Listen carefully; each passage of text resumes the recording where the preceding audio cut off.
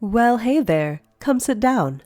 I'm Lacquer Gold, and today I'm reading an excerpt from This Game is a Dog, a piece of interactive fiction by Amy Claire Fontaine.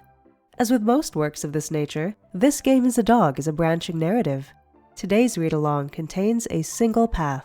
If you'd like to explore the rest of this story, I've included a link to the original work in the video description. Now then, let's begin. This game is your dog.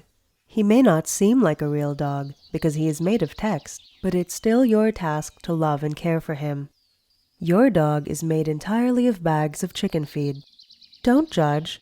You are made of water and weird fleshy tissue that looks gross under a microscope. Your dog is also simultaneously made of text. Words are magic. When you play with your dog at the park, which is also made of text, you have to be careful that the other dogs don't play too rough with him.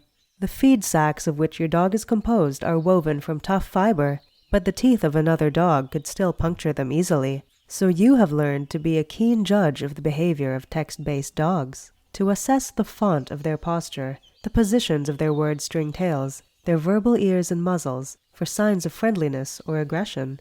You are a dog body language expert, except that these dogs aren't real, not in the conventional sense, nor is your study of their communicative signals, but your imagination makes them so. Today, your dog is sad that he can't play as vigorously as the other dogs, because he is more fragile since he is a dog-shaped cluster of bags of chicken feed instead of a real dog. To comfort him, you say, "You aren't real, but I love you anyway." You may be an entirely text-based dog-shaped pile of bags of chicken feed, but that's okay. Even if you're not real, my love for you is.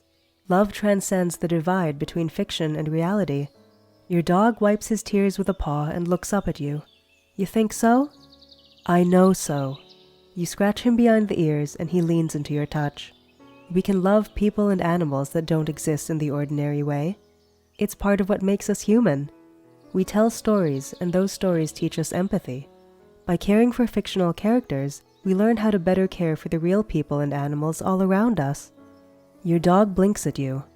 Is that all I am to you then? He pouts, his tail drooping. A teaching mechanism? No. You give him a big hug. His fur is warm, even though it's really the fiber of bags of chicken feed, which are made of words. You have a life of your own. That's another great thing about being human. We can bring things to life out of our imaginations.